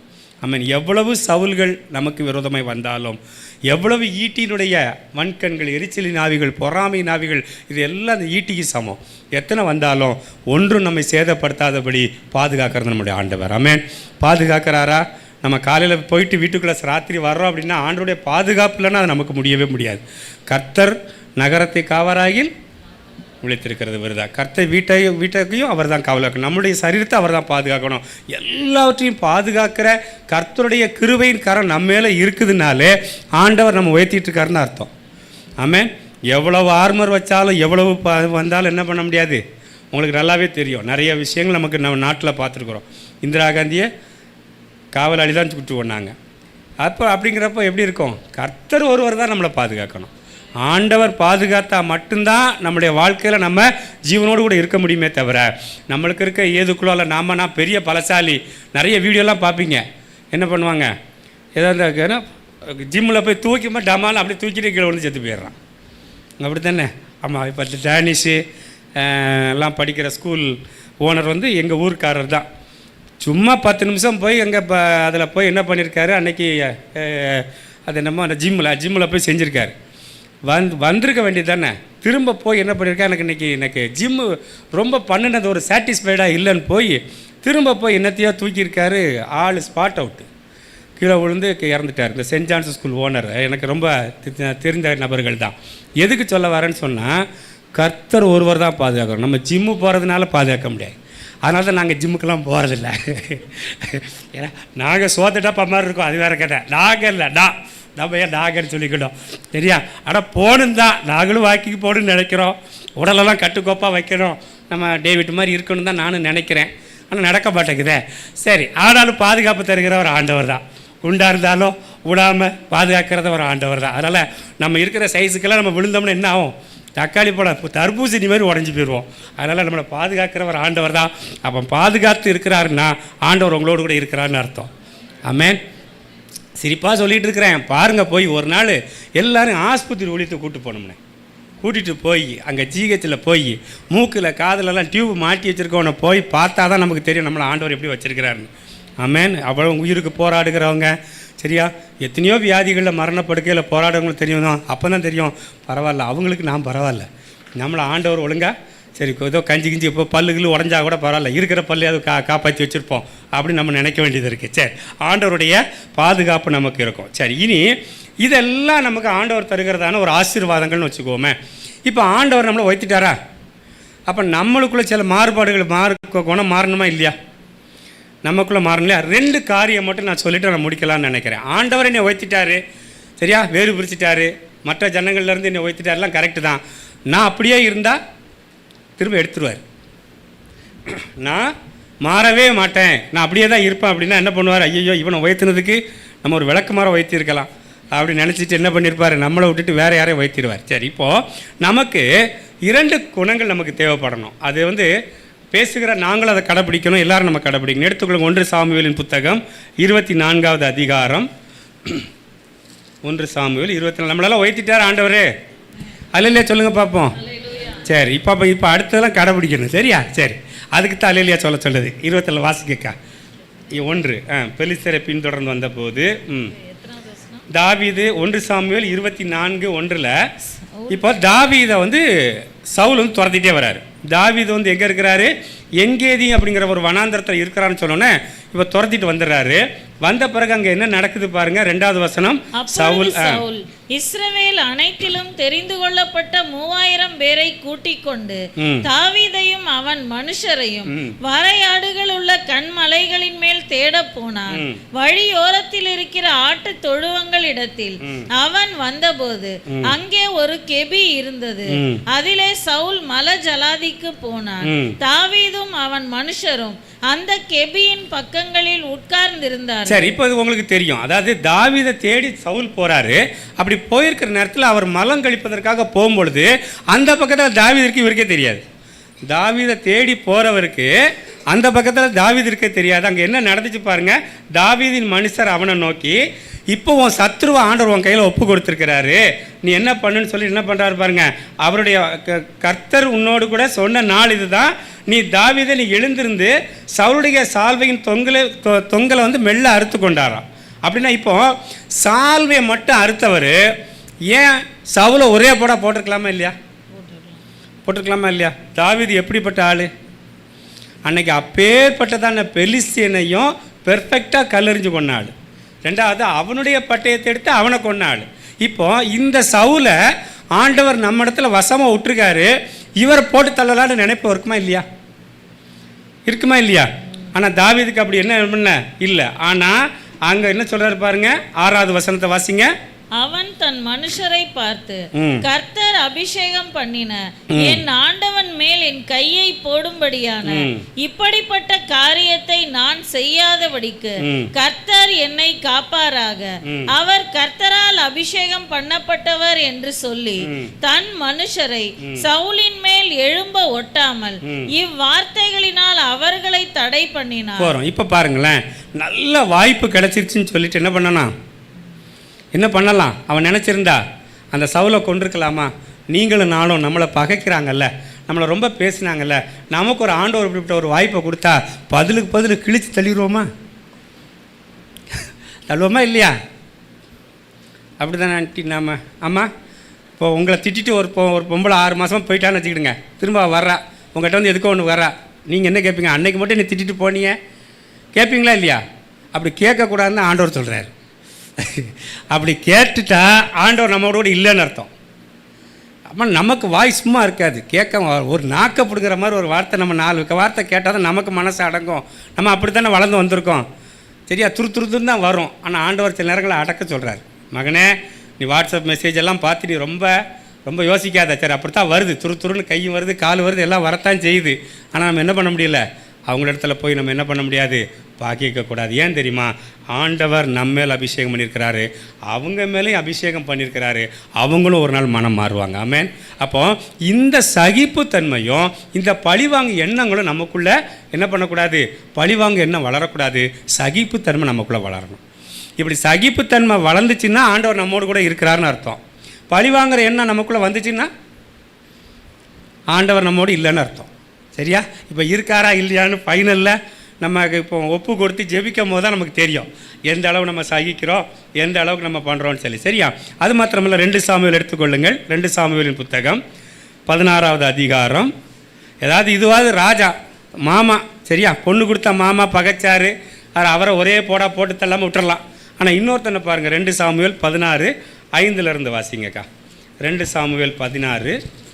தாவீது ராஜா பகுரீம் மட்டும் வந்தபோது, இதோ சவுல் வீட்டு வம்சத்தான இருக்கிற கேராவின் குமாரனாகிய சீமேயி என்னும் பேருள்ள ஒரு மனுஷன் அங்கே இருந்து புறப்பட்டு தூஷித்து கொண்டே நடந்து வந்து சகல ஜனங்களும் சகல பலசாலிகளும் தாவீதின் வலது புறமாகவும் இடது புறமாகவும் நடக்கையில். சரி, இப்போ சீமேங்கிறதான ஒரு மனுஷன், சரியா, அவன் வந்து தாவீதை நிந்திக்கிறார், அவர் தூசிக்கிறார். அவருக்கு அந்த சீமைக்கு இந்த தாவீது கூட இருந்தாங்க பாருங்க படத்தளபதிகள், அவங்க கொடுத்த பேர் என்ன தெரியுமா?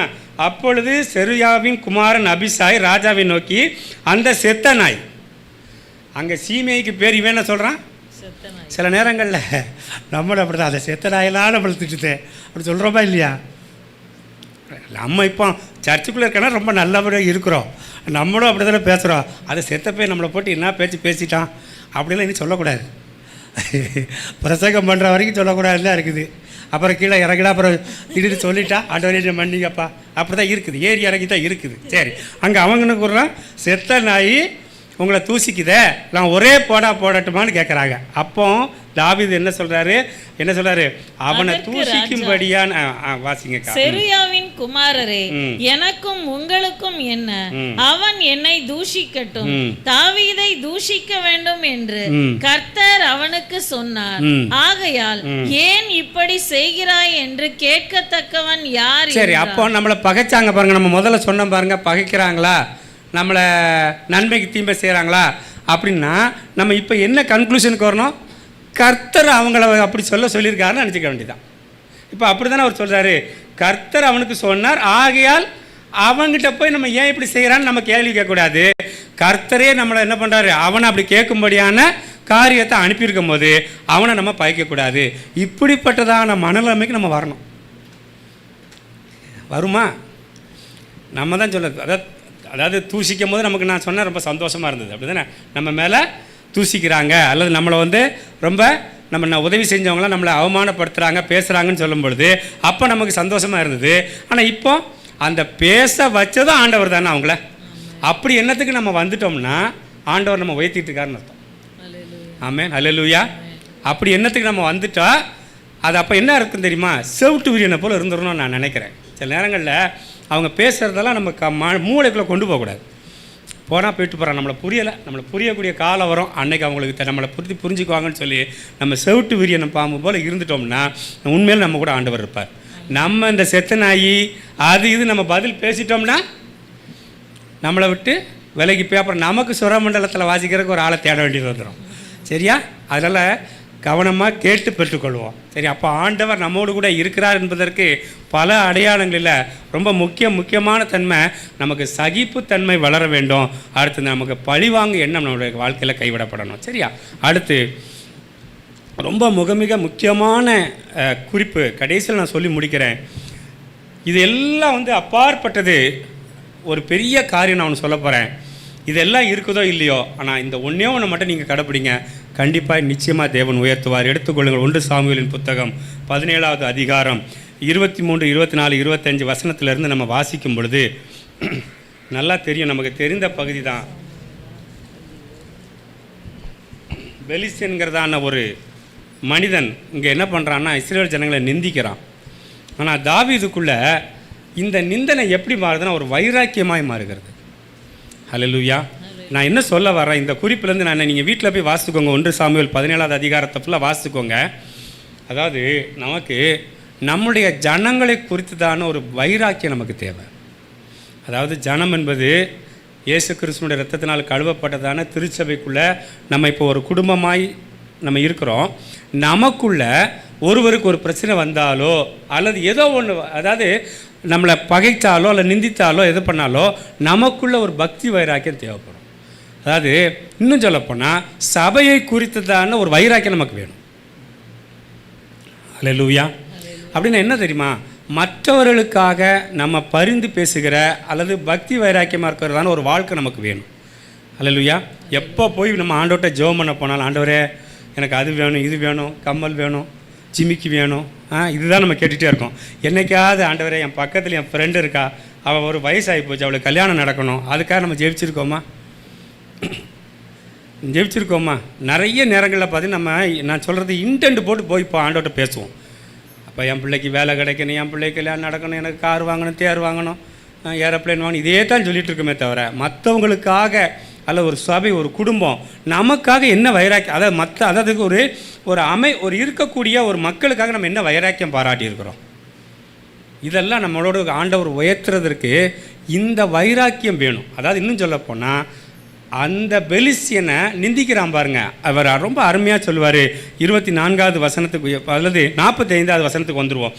45வது வசனத்தில் அவர் என்ன சொல்லுவார் பாருங்க, பெலிஸ்தியன் நோக்கி பெலிஸ்தனை நோக்கி, நீ பட்டயத்தோடும் ஈட்டியோடும் கேடகத்தோடும் என்னிடத்தில் வருகிறாய், நானோ நீ நிந்தித்த இஸ்ரவேலுடைய இராணுவங்களின் தேவனாகிய சேனைகளுடைய கர்த்தரின் நாமத்திலே உன்னிடத்தில் வருகிறேன். சரி, இப்போ எப்பேற்பட்ட எதிரியா இருந்தாலும் நம்ம ஜனங்களுக்கு விரோதமாய் வரும் பொழுது அந்த ஜனங்களை நம்ம பாதுகாக்க வேண்டும் என்கிறதான ஒரு பக்தி வைராக்கியம் நமக்கு வேணும்.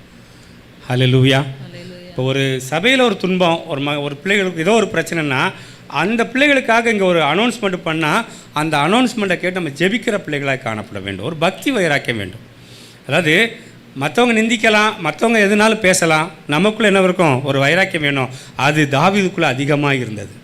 ஏன் ஜனத்தை நிந்திக்கிறானே, ஏன் ஜனங்க நம்ம ஆன்லைனில் போகுது, அதனால் நம்ம சில விஷயங்கள் நம்ம பெருசாக பேச முடியலை. அப்போ நம்ம ஜனங்களை நிந்திக்கும் பொழுது நமக்குள்ளே ஒரு பக்தி வைராக்கியம் இருக்கணும்.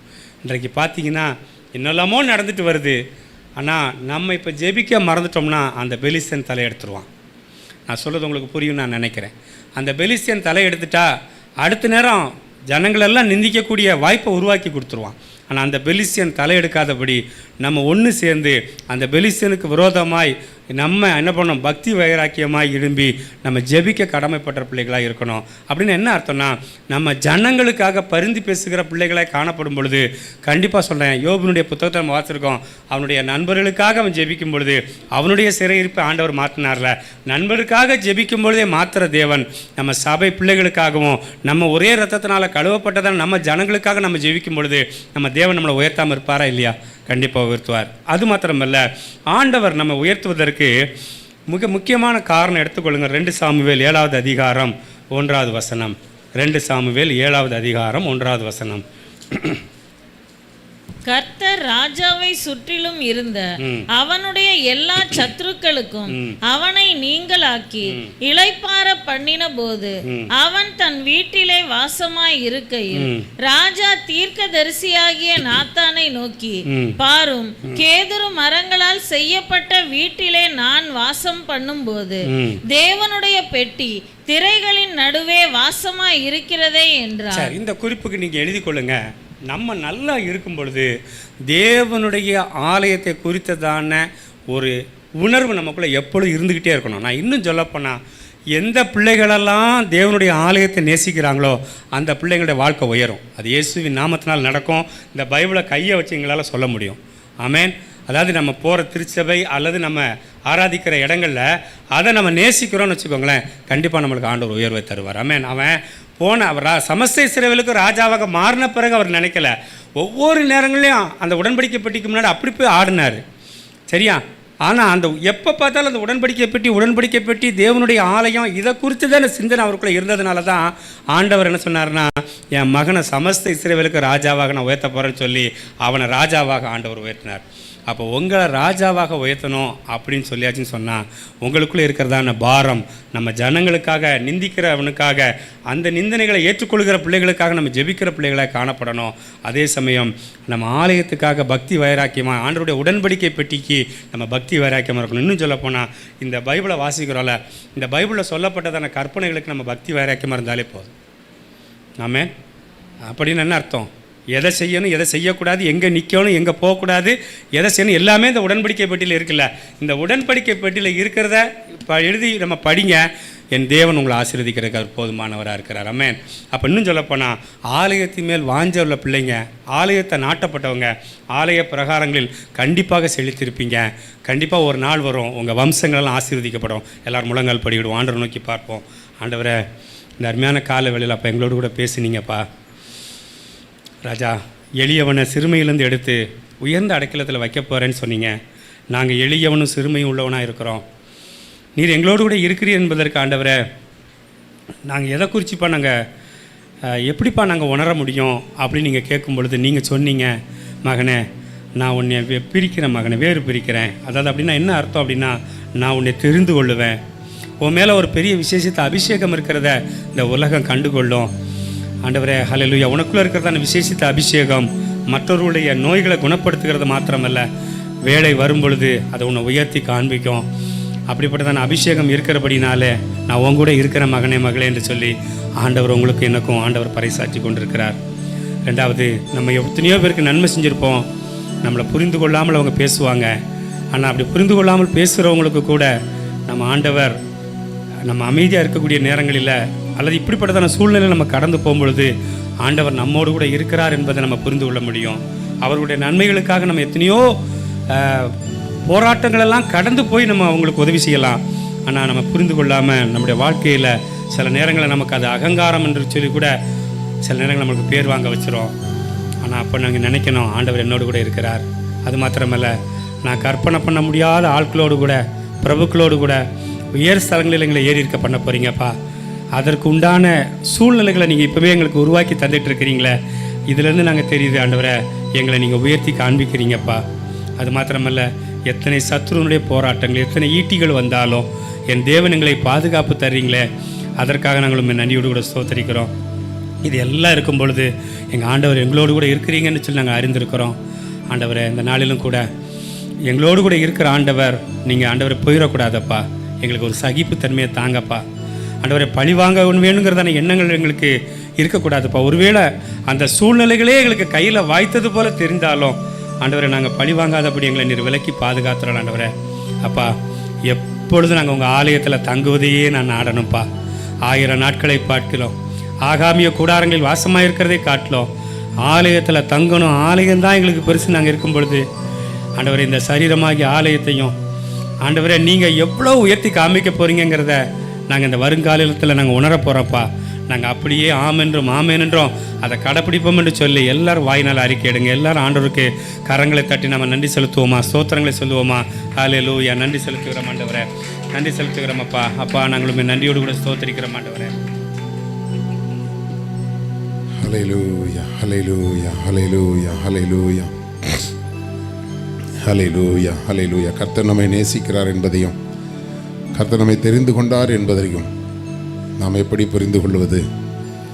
ஹல்லேலூயா. தெரிந்து கொள்ளப்பட்ட உடனேயே நமக்கு ஏற்படுகிற பகை உணர்வுகள், நமக்கு விரோதமான பகையான செய்கைகள், சிந்தனைகள், எல்லா விதத்திலும் ஆண்டவர் நம்மை வேறு பிரிப்பார். சில விசுவாச பிள்ளைகள் ரட்சிக்கப்பட்டு வரும்போது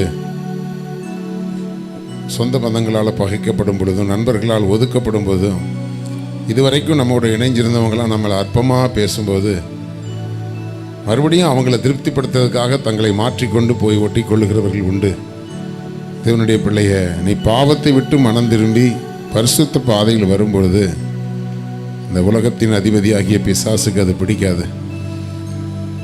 ஒரு வேறு பிரிக்கப்பட்ட ஒரு ஜீவியம் நீ வாழும்போது, தேவ பிள்ளைய, கர்த்தர் உன்னை பரலோகத்துக்குரிய பாக்கியவானாய் கர்த்தர் மாற்றி இருக்கிறார். உலகத்தின் ஆவி உள்ளவங்களுக்கு அது தாவீதை போல இருக்கிறவங்களுக்கு பிடிக்காது, அவங்கள பிடிக்காது. யோனத்தானுக்கு ஏன் பிடிச்சதுன்னா, தாவீதுடைய ஆவியும் யோனத்தானுடைய ஆவியும் ஒரே ஆவியாக இருந்ததுனால பிடிச்சது. தேவ பிள்ளைய, இன்னைக்கு உனக்கு ஒரு கீழ்மட்டத்தில் இருக்கிற சில பேர் உன்னை ஒதுக்குறத நீ ரொம்ப வருத்தப்பட்டு, இப்படி என்ன ஒதுக்குறாங்களே, புறக்கணிக்கிறாங்களே நினைக்கலாம். ஹல்லேலூயா. உன்னை புரிந்து கொள்ளுகிறவர்களை கர்த்தர் மேல் மட்டத்திலே வைத்திருக்கிறார். ஹல்லேலூயா. ராஜாக்களோடும் பிரபுக்களோடையும் உட்கார பண்ணுகிற அந்த ஸ்தானத்திலையும் உன்னை போல ஆண்டவரை நேசிக்கிற நபர்களை வைத்து, ஹல்லேலூயா, நீ எட்டாத இடத்துல உன்னை கொண்டு உட்கார வைப்பார் கர்த்தர். ஹல்லேலூயா. இங்கே ஒதுக்குறாங்களே, அப்போ மேலே போக போக இன்னும் நம்ம ஒதுக்குவாங்களோன்னு நீ யோசிக்கலாம். ஆனால் இன்னைக்கு இருக்கிற இந்த கொஞ்சத்தில் நீ கர்த்தருக்கு உண்மையாக இருந்து, ஹல்லேலூயா, ஸ்தோத்திரம். உலகம் உங்களை பகைத்தால் அது உங்களை பகைக்கிறதுக்கு முன்பாக அது என்னை பகைத்தது என்று அறியுங்கள்னு ஆண்டவர் சொன்னார். ஹல்லேலூயா. ஆண்டவரை பகைக்கிறதுனால இன்னைக்கு உலகம் உங்களை பகைக்கும். ஹல்லேலூயா, ஸ்தோத்திரம், ஸ்தோத்திரம். நீங்கள் நல்ல விஷயங்கள் செய்ய போகும்போதெல்லாம் உங்களை மட்டம் தட்டி உங்களை மட்டுப்படுத்தி பேசக்கூடியவர்கள் இருப்பாங்க. ஹல்லேலூயா. உங்களுடைய ஆவியில் நீங்கள் ஒரு காரியத்தை தீர்த்து ஒரு தீர்மானம் பண்ணிக்கொள்ளுங்க. நீங்கள் செய்கிறது கர்த்தருக்கு பிரியமாக இருக்கிற பட்சத்தில், ஹல்லேலூயா, அநேக வசை சொற்கள் வரும். அதை பற்றி நீங்கள் கவலைப்படாதீங்க. நீதி நிமித்தமாய் துன்பப்படுகிறவர்கள் பாக்கியவான்கள்.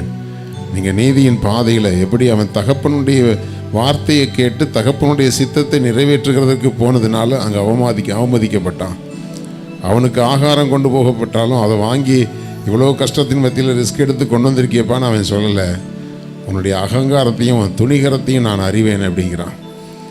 ஹல்லேலூயா, ஹல்லேலூயா. தேவ பிள்ளைய, அநேக நேரங்களில் நீங்கள் நன்மை செய்யணும்னு முயற்சி பண்ணி அதனால் உங்களுக்கு வந்த சில அவப்பெயர்கள், உடனே நீங்கள் ஒரு முடிவு பண்ணுவீங்க, இனிமேல் நான் நன்மை செய்யவே மாட்டேன்னு சொல்லி.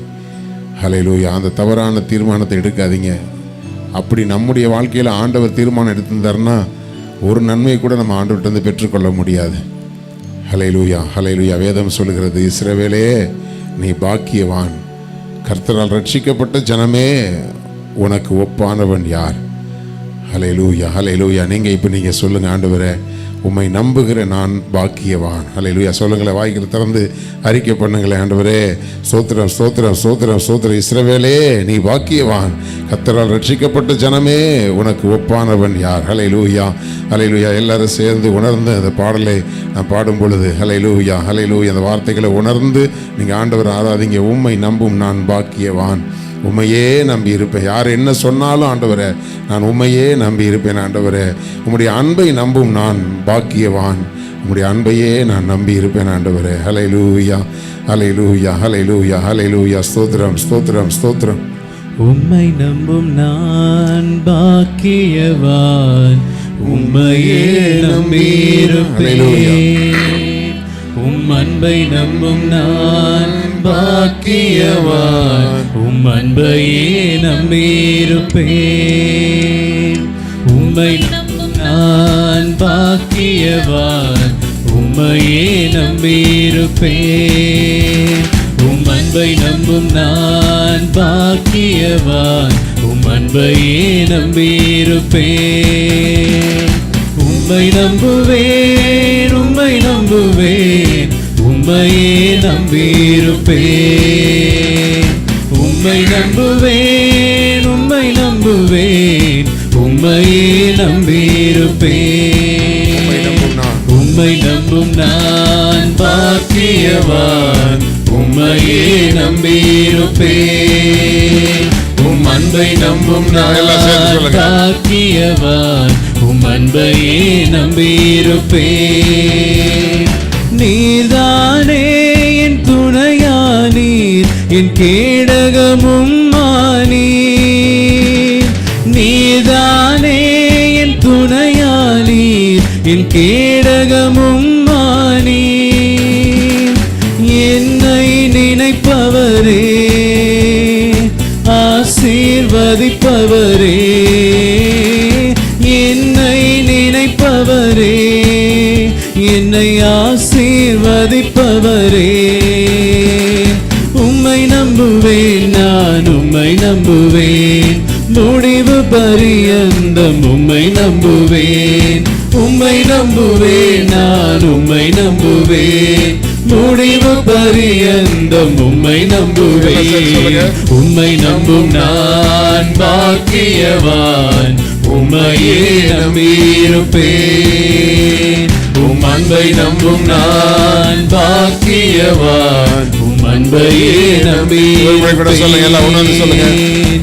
உம்மை நம்பும் நான் பாக்கியவான், உம்மையே நம்பியிருப்பேன்.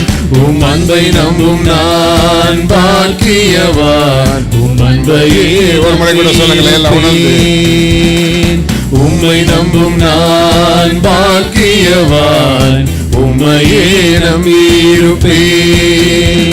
உம் அன்பை நம்பும் நான் பாக்கியவான், உம் அன்பையே நம்பியிருப்பேன். ஹல்லேலூயா, ஹல்லேலூயா, ஹல்லேலூயா. தேவ ஜனமே, உலகம் உங்களை பார்த்து நீங்கள் அபாக்கியவான்கள் என்று சொல்லலாம். தரித்திரம் பிடிச்சவங்க இப்படி போய் எப்போ பார்த்தாலும் இயேசு இயேசு ஆண்டவர்னு சொல்லிட்டு இருக்கிறாங்கன்னு. ஹல்லேலூயா.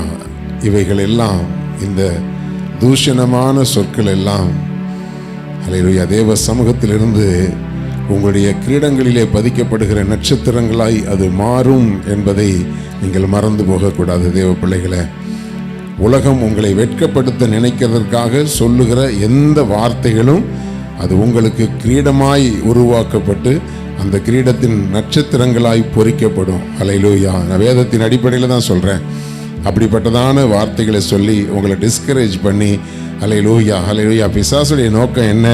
இனி நீ நன்மை செய்யக்கூடாது, இனி நீ பரிசுத்தமாக வாழக்கூடாது, நீ இனிமேல் சர்ச்சைக்கு போகக்கூடாது, ஹல்லேலூயா, நீ தேவனை விசுவாசிக்க கூடாது. அதுதான் பிசாசுடைய நோக்கம்.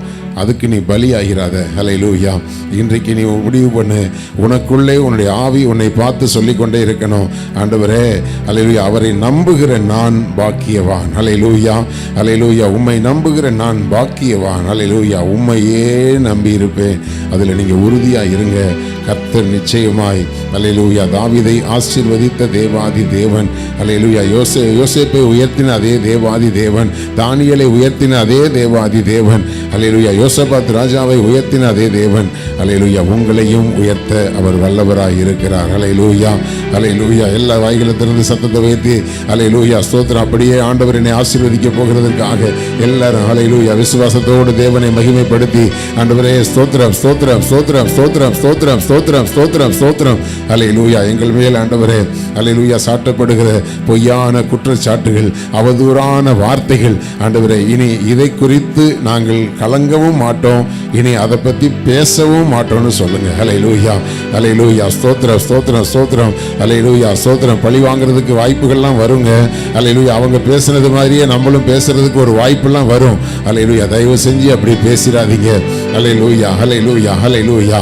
நான் அடிக்கடியே உங்களுக்கு சொல்லுவேன், யாரையும் நீங்கள் உங்களுடைய வார்த்தைகளினால இழந்து போகாதீங்க.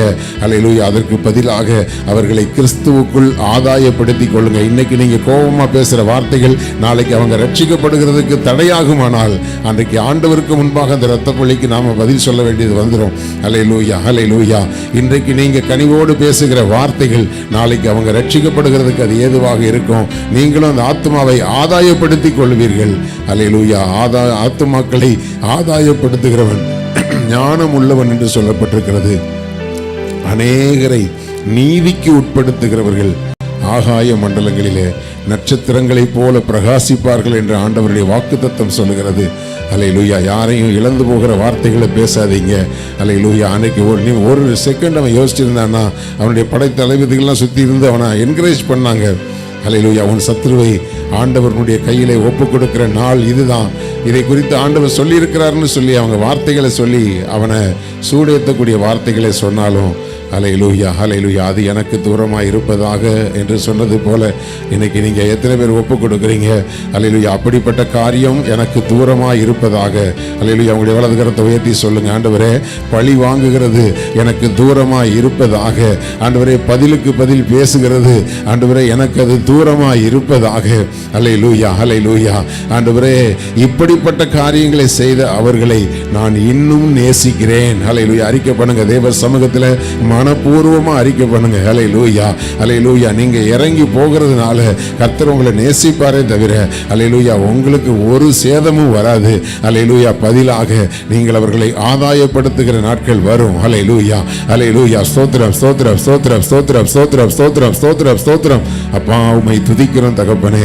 ஆண்டவரே, ஒவ்வொரு விதத்தில் ஒவ்வொருவரோடு கூட ஆண்டவர் நீங்க பேசி இருக்கிறீங்க. ஆண்டவரே, அந்த வார்த்தைகளுக்கு உங்களுடைய பிள்ளைகளுடைய ஆவி எந்த விதத்திலும் எதிர்த்து நிற்காதபடி அந்த வார்த்தைகளுக்கு நான் அப்படியே கீழ்ப்படிவேன் என்று சொல்லி உடைய பிள்ளைகள் கீழ்ப்படிந்து ஆண்டவரே உமக்கு பிரியமாய் ஜீவிக்க உதவி செய்யுங்கப்பா. உம்மை நம்புகிற இந்த பிள்ளைகள் பாக்கியவான்களாய் இருக்கிறார்களே, அந்த பாக்கியத்தை ஒருபோதும் இழந்து போகாதபடி தேவன் பாதுகாத்துக் கொள்ளுங்க. இந்த நாளிலும் கூட ஆண்டவரே 2 ஆராதனைகளையும் எங்கள் ஆண்டவர் நீர் ஆசீர்வதித்த கிருபைகளுக்காக உமக்கு நன்றி செலுத்துகிறோம். ஆண்டவரே, தொடர்ந்து ஆண்டவரே ஸ்தோத்திரம், இந்த வார்த்தைகளை ஆண்டவரே கேட்ட 2 ஆராதனையின் பிள்ளைகள் எல்லாரையும் ஆண்டவரே நீங்க ஆசீர்வதிங்கப்பா. ஒவ்வொரு பிள்ளைகளும் நாளுக்கு நாள் உயர்த்தப்படட்டும். ஆண்டவரே, என்னதான் சவுல் துரத்தினாலும் தாவீதோட உயர்வை யாராலையும் தடை செய்ய முடியாதது போல தேவ பிள்ளைய உங்களை எத்தனை பேர் துரத்தினாலும் கர்த்தர் உங்களை ஆசீர்வதிக்க சித்தமாய் இருக்கிறார். அல்லேலூயா. அவர் செய்ய நினைப்பதை தடை செய்கிறவன் யார்? அல்லேலூயா. நீங்க எதுக்கும் தேவையில்லாம பயப்படாதீங்க. இப்படிலாம் பண்றாங்களே, அதனால நான் என்னுடைய மதிப்பு குறைஞ்சு போயிருமோ, என்னுடைய ஆசீர்வாதங்கள் தடைபட்டுருமோன்னு மட்டும் ஒரு காலம் யோசிக்காதீங்க. கர்த்தர் ஹல்லேலூயா அவருடைய வார்த்தைக்கு பயப்படுகிற உங்களை ஹல்லேலூயா கர்த்தர் உயர்த்த தீர்மானித்த காரியத்தை யாராலையும் தடை செய்ய முடியாது. ஹல்லேலூயா. தாவீது நாளுக்கு நாள் வர வர அவன் விருத்தி அடைந்தது போல ஹல்லேலூயா கர்த்தருக்கு கீழ்ப்படுகிற பிள்ளைகளே, ஹல்லேலூயா உங்களுடைய ஆவிக்குரிய தகப்பனாகி நான் தேவனுடைய பீடத்தில் நின்று சொல்லுகிறேன், நீங்கள் வர வர விருத்தி அடைவீர்கள். நாளுக்கு நாள் விருத்தி அடைவீர்கள். உங்கள் உயர்வை யாராலும் தடை செய்ய முடியாது. ஹல்லேலூயா. ஆண்டவராகிய கர்த்தர் உங்களோடு கூட இருக்கிறார். ஹல்லேலூயா ஹல்லேலூயா ஹல்லேலூயா ஹல்லேலூயா ஹல்லேலூயா. உன் சத்துருக்கள் உனக்கு இச்சகம் பேசி அவர்களே அடங்குவார்கள். நீ அவர்களுடைய மேடுகளை மிதிப்பாய் என்றால் என்ன அர்த்தம்? அவர்களை பார்க்கிலும் உயர்வான ஸ்தானத்தில் கர்த்தர் உன்னை கொண்டு வைப்பார். ஹல்லேலூயா. அன்றைக்கு அவங்க சொல்லுவாங்க, நீ கர்த்தருடைய நகரம். ஹல்லேலூயா. நீ கர்த்தருடைய சீயோன். ஹல்லேலூயா ஹல்லேலூயா ஹல்லேலூயா. அப்படிப்பட்டதான சாட்சிகளை அவர்கள் வாயிலிருந்தே வர வைப்பதற்கு தேவன் வல்லவராய் இருக்கிறார். அதுக்கு நீங்க பழிக்கு பழி வாங்குற உணர்வுகளையும் பதிலுக்கு பதில் பேசுகிற அந்த உணர்வுகளையும் இன்றைக்கு உங்களுடைய இருதயத்திலிருந்து முற்றிலும் நீக்கி போடுங்க. நிச்சயமாகவே கர்த்தர் உங்களை ஆசீர்வதிக்கவே ஆசீர்வதித்து உங்களை பெருகவே பெருக பண்ணுவார். ஹல்லேலூயா. எத்தனை பேர் விசுவாசிக்கிறீங்க? ஹல்லேலூயா. ஸ்தோத்திரம் பிதாவே. சர்வ வல்ல தேவனே, இந்த வார்த்தைகளை அப்படியே உங்களுடைய பிள்ளைகளுடைய வாழ்க்கையில ஆம் என்றும் ஆமேன் என்றும் நிறைவேற்றும்படி ஒப்பு கொடுத்து செபிக்கிறேன். இந்த நாளிலும் வந்திருக்கிற பிள்ளைகள் ஒவ்வொருடைய தேவைகளையும் அவருடைய ஆவிக்குரிய உலக பிரகாரமான எல்லா தேவைகளையும் சந்தித்து உடைய பிள்ளைகளையும் பிள்ளைகளுடைய சந்ததிகளையும் தேவனாகிய கர்த்தர் ஆசீர்வதிப்பீராக. உடைய பிள்ளைகளுக்கு விரோதமாய் உருவாக்கப்படுகிற எல்லா தீய சத்துருடைய ஆயுதங்கள் இயேசுவின் நாமத்தினாலே வாய்க்காதே போவதாக. பிள்ளைகளுடைய பிரயாணங்களிலே போக்குவரத்துகளிலே தேவனுடைய பிரசன்னம் தங்கியிருந்து பிள்ளைகளை ஆசீர்வதிங்க. பொறுப்பெடுத்துக் கொள்ளுங்க. கர்த்தருடைய வார்த்தை கொடுத்து தேவனுடைய தாசனை அவருடைய குடும்பத்தையும் தேவன் ஆசீர்வதிங்க. ஹல்லேலூயா. துதி கன மகிமை எல்லாம் உமக்கே செலுத்துகிறோம். இயேசு கிறிஸ்துவின் இன்ப நாமத்தை ஜெபிக்கிறோம். ஜீவன் உள்ள எங்கள் நல்ல பிதாவே, ஆமென். எல்லாம் சத்தமா சொல்லுவோம். என் ஆத்துமாவே கர்த்தரை ஸ்தோத்திரி, என் முழுமே அவருடைய பரிசுத்த நாமத்தை ஸ்தோத்திரி. என் ஆத்துமாவே கர்த்தரை ஸ்தோத்திரி, கர்த்தர் செய்த சகல உபகாரங்களையும் மறவாதே.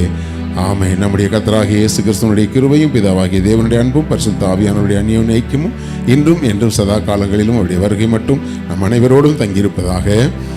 ஆமென் ஆமென். நான் உங்களை ஆசீர்வதிப்பார். God bless you.